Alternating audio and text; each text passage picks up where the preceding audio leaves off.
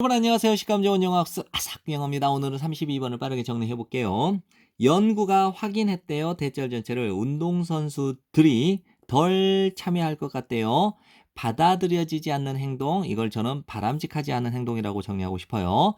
비운동선수들이 그러는 것보다 덜 참여할 것 같대요. 바람직하지 않은 행동에. 그러나 도덕적인 사고 또는 도덕적 분별력과 좋은 스포츠 행위가 감소하고 있는 것처럼 보여요.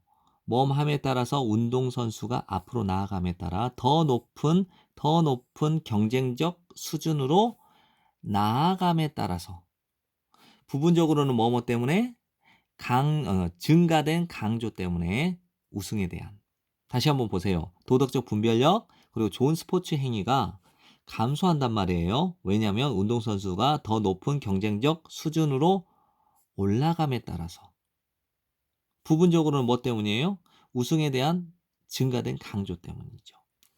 그리하여 이 우승은 양날의 검이 될 수 있어요. 가르치는 데 있어서. 인성의 개발, 인성의 발달, 이건 인성의 발달을 인성의 함량이라고 보시면 됩니다.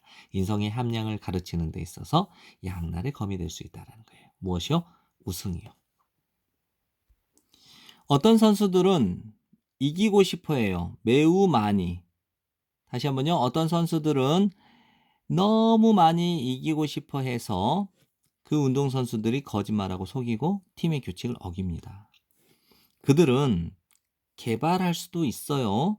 바람직하지 못한 인성의 특성들을.